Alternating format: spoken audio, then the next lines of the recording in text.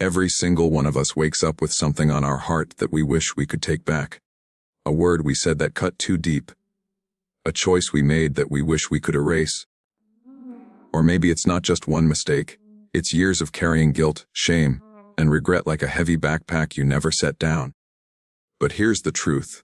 You don't have to live another day trapped by yesterday. This morning is not just another morning. It's a chance for a new beginning. God never asked for perfection anymore. He asked for honesty.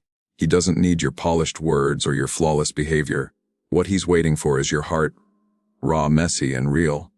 When you say, God, I'm sorry, you're not just apologizing.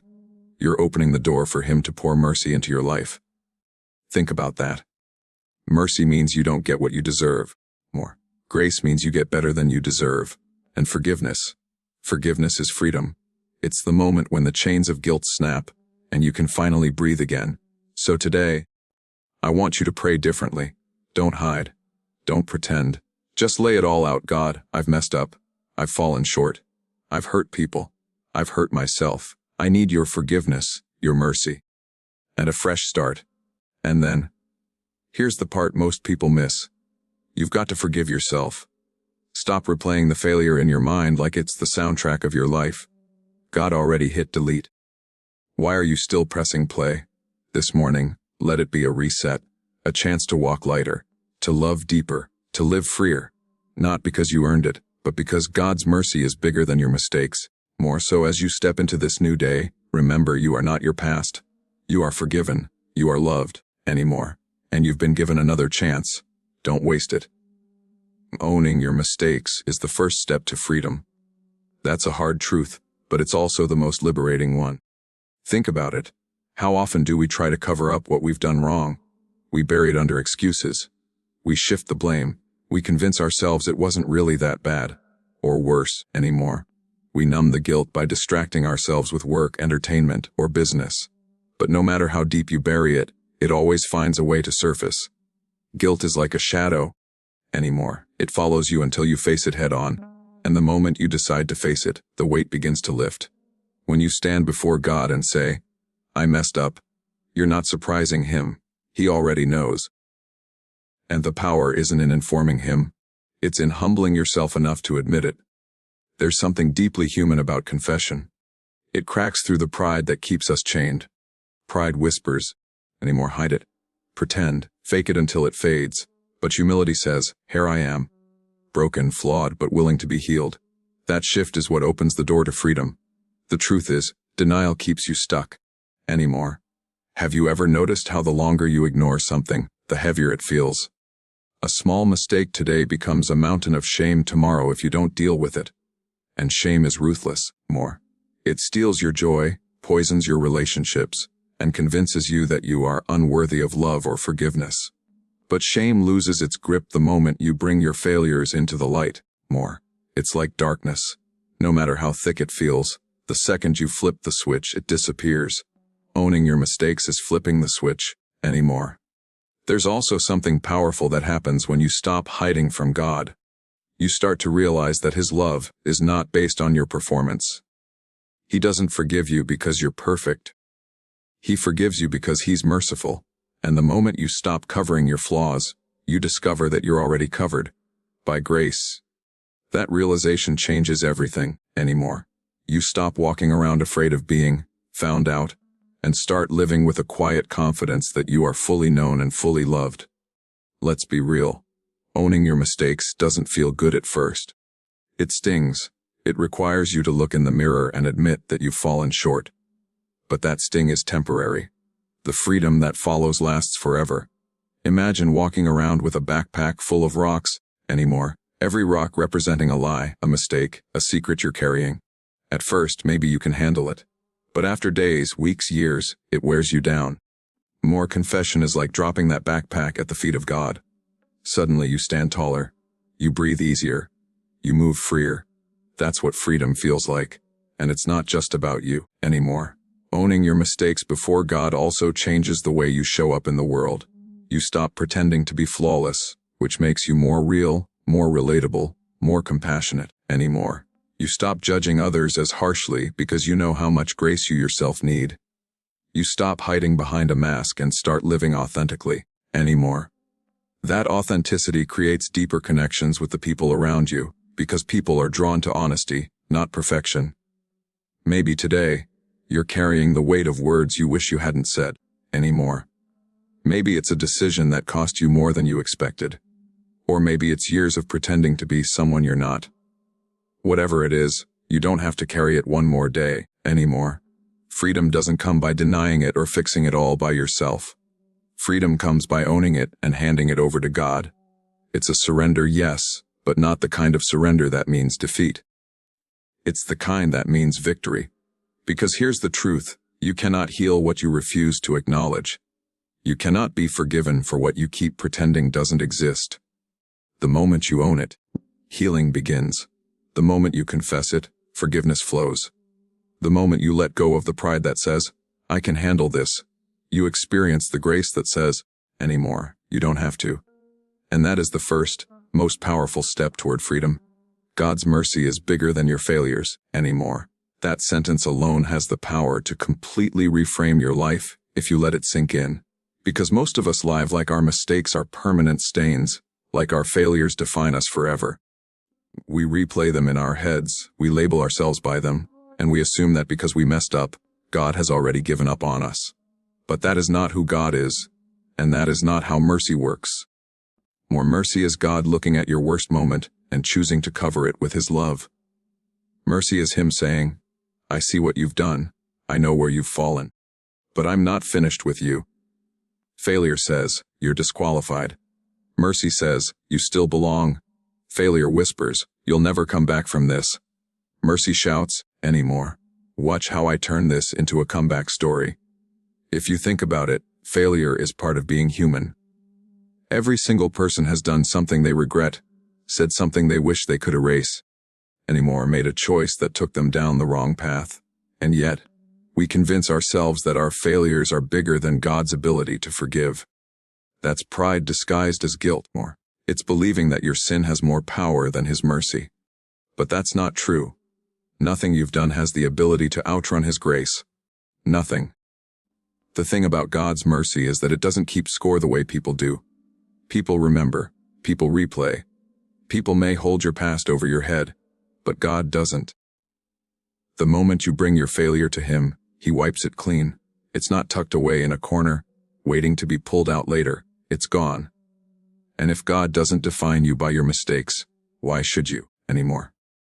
Think about the weight you've been carrying, guilt that lingers, shame that whispers, regret that drains you. Now picture laying it all at His feet and hearing Him say, I forgive you. That's what mercy does. It replaces the heaviness of failure with the lightness of grace. It takes away the fear of judgment and fills you with peace. That peace is not earned. It's given. And it's available every single morning. One of the most dangerous lies you can believe is that because you failed, your future is ruined. Mercy says the opposite. More mercy takes failure and transforms it into testimony. Mercy takes brokenness and turns it into wisdom, anymore. Mercy takes what should have disqualified you and uses it as the very thing that equips you to help others. The story of your failures can become the story of God's faithfulness. You see, more failure wants you stuck. It wants you looking backward. But mercy is always about moving forward. Mercy says, yes, you stumbled, but get back up. Yes, you fell short, but I've already filled the gap. Yes. But you missed the mark, but I'm still writing your story. That's the beauty of God's mercy. It refuses to let your failure have the final word. This is why when you wake up in the morning, the Bible says His mercies are new, not recycled, not leftover new, fresh, ready for you to step into, no matter what yesterday looked like. Yesterday may have been full of mistakes. More yesterday may have been a disaster. Yesterday may have been the day you said, I can't do this anymore. But today is filled with mercy that is bigger than all of it. So if you've been living under the shadow of failure, hear this: God's mercy is greater. If you've been convinced that what you did defines who you are, hear this: His mercy says otherwise, more. If you've been carrying regret for far too long, hear this: mercy is offering you freedom right now. Don't waste another day living like your failures are final. They are not, anymore. They are just the setup for God's mercy to shine brighter. Because at the end of the day, your failures may be many, but His mercy is endless. And when mercy steps in, failure no longer has power over your life. Forgiveness is not just from God, it's also for yourself. This is one of the hardest lessons to accept, because for many of us, even after we've prayed, even after we've confessed, even after we know deep down that God has forgiven us, we still keep punishing ourselves. We replay the mistake over and over in our minds, as if somehow the constant reminder will make us pay off the debt. But here's the truth: replaying the past doesn't heal you. It traps you.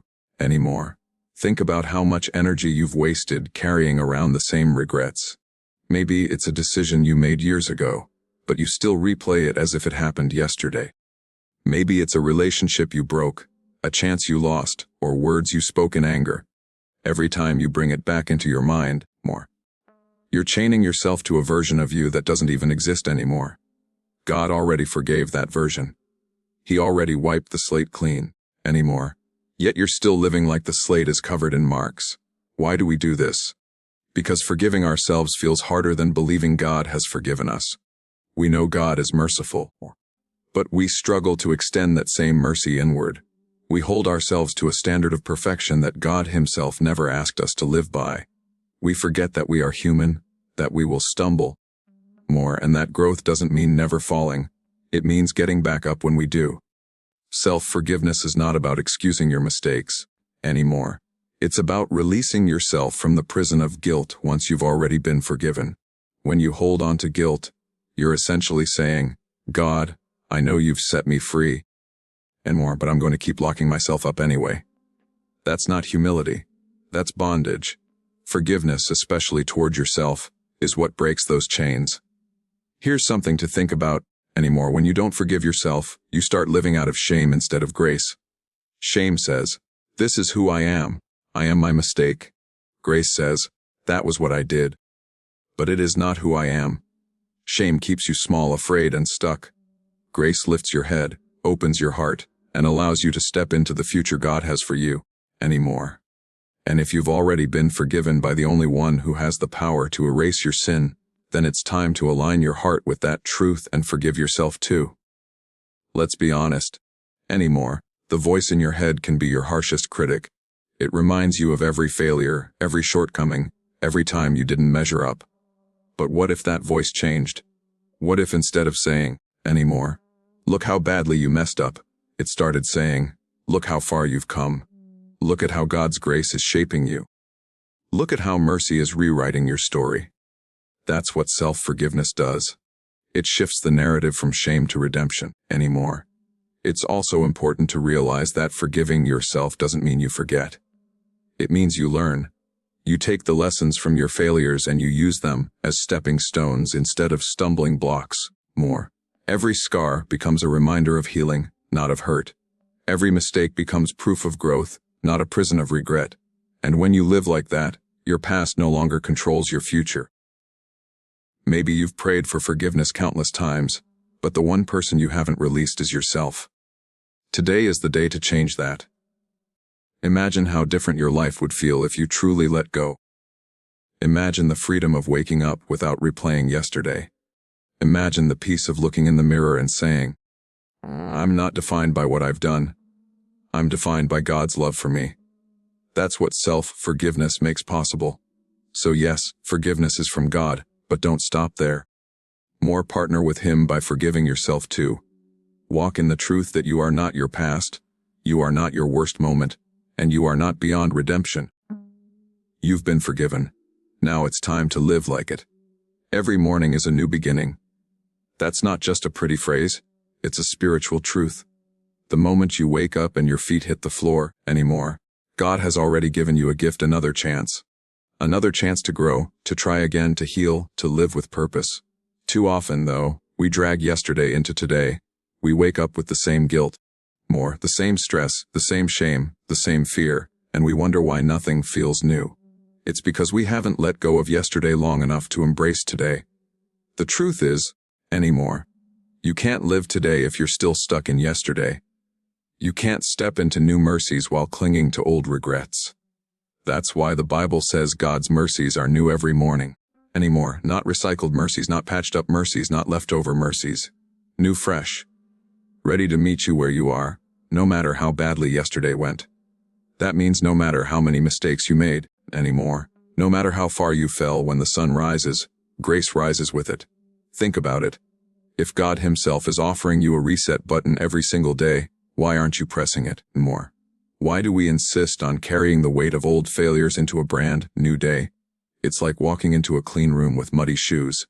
The room is spotless, ready for you more. But instead of leaving the mud outside, you drag it in. That's what happens when you let yesterday's mistakes dictate today's choices. You stay in a fresh beginning with old baggage more. A new beginning doesn't mean forgetting the past. It means refusing to be defined by it. It's about shifting your focus. Yesterday was full of lessons. Learn them, but don't live there. Take the wisdom, anymore take the growth, and leave the regret behind. Every morning is like a blank page in your story. What you write on it is up to you. You can fill it with more of the same, fear, guilt, anymore shame, or you can choose to fill it with hope, courage, and grace. The beautiful thing about mornings is that they're symbolic. Darkness doesn't last forever. No matter how long the night feels, anymore, morning always comes. In the same way, no matter how dark your past has been, there's always a new beginning waiting for you. The night may represent failure, heartbreak, or loss, anymore, but the morning represents opportunity, healing, and fresh starts. God built this rhythm into creation itself to remind us new beginnings are part of His design, and more. But here's the catch: you have to choose to embrace it. God offers new mercies, but you have to accept them. You have to make the decision. Today, I'm not dragging yesterday with me. Today, I'm choosing to step into grace. That's not denial, it's discipline. It's the discipline of saying, I acknowledge my past, but I refuse to live there. I acknowledge my mistakes, but I refuse to be defined by them. I acknowledge my failures, but I refuse to let them steal my future. Imagine how differently you'd live if you truly believed every morning was a chance to start again. You'd wake up lighter. You'd speak kinder to yourself. You'd treat others with more grace, because you'd be living in the overflow of the grace you've received. You'd dream again, take risks again, and stop being afraid of failure. Because even if you stumbled today, tomorrow would still be waiting with brand new mercies. That's the power of a new beginning. It gives you courage. It gives you hope. Anymore, it keeps you moving forward when everything in your past tries to hold you back. And it reminds you that your story isn't finished. The pen is still in God's hand, and He writes in chapters, not sentences. If you're still breathing, He's not done with you yet. So let this morning be a reset. Let it be a line in the sand where you say, yesterday is over. Today is a gift. I will not waste it carrying the past. I will step into this new beginning with faith, courage, more in gratitude. Because every morning is more than just another day. It's proof that God hasn't given up on you, and it's your invitation to begin again. You are not your past. You are forgiven, loved, and called to start again. This truth right here has the power to set you free if you choose to believe it. Because so many people live as if their past has the final word. They wear their mistakes like a name tag, as if that's their permanent identity. They let one bad decision, one painful season, or one failure define who they are. But that's not who you are. That's what happened to you. That's what you went through. That's what you did. But it is not who you are. The enemy loves to convince you otherwise. He'll whisper, you'll never change. Or you'll never be free. You'll always be that person who messed up. And if you're not careful, you'll start to believe it. You'll start to carry shame like it's a part of your DNA. But God's voice is louder than those lies. His word says you are forgiven. His word says you are loved. His word says you are a new creation. Anymore, that means you are not chained to who you used to be. You're invited to walk into who God says you are becoming. Think about the weight of that. If your past doesn't define you, then your failures don't limit you. Your mistakes don't disqualify you. And your sins don't have the power to cancel God's calling on your life. That means you can stand up today, more. No matter how far you've fallen, and know that you still have a purpose. You still have a future. You still have a reason to keep moving forward anymore. The reason so many people feel stuck is because they're looking backward instead of forward. It's like trying to drive a car while staring only in the rearview mirror anymore. You can't move ahead if all you see is where you've been. God is calling you to lift your eyes, to stop obsessing over the past, and to start walking toward the future He has for you. Yes, acknowledge what happened. Yes, learn from it. But don't live there. You're not meant to camp out in regret. You're meant to walk in redemption. And here's the incredible part.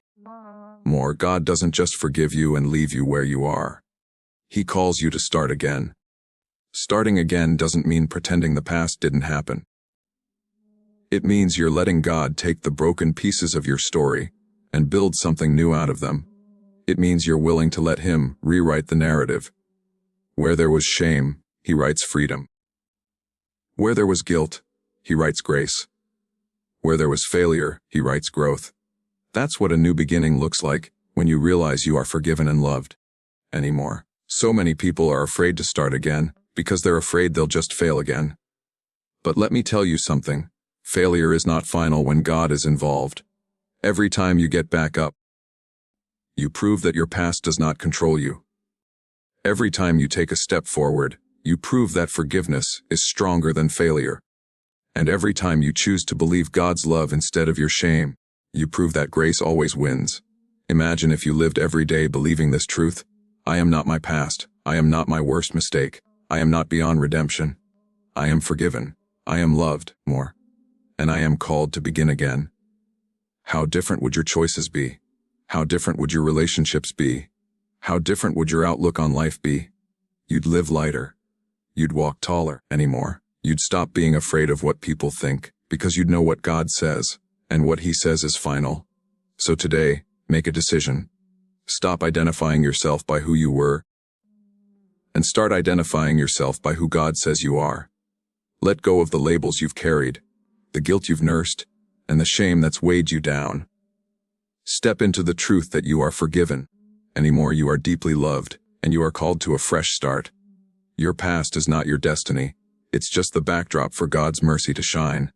And your future, it's waiting for you to take the first step forward. You don't have to stay trapped in yesterday. You don't have to keep carrying guilt, shame, or regret like it's your identity.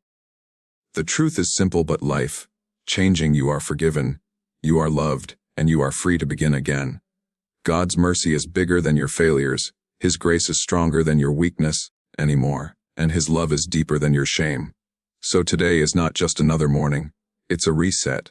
It's your invitation to step into freedom, to forgive yourself, to let go of the past, and to walk boldly into the future God has prepared for you. You are not your mistakes. You are not your scars. You are not the voice of shame that tells you you'll never change. You are God's child, more washed clean, called higher, and equipped for a new beginning. So stop replaying the past. Stop dragging yesterday into today. Stand up, lift your head, and walk in the freedom that has already been given to you. Because the chains are broken. The slate is clean. And your story is not over, it's just getting started.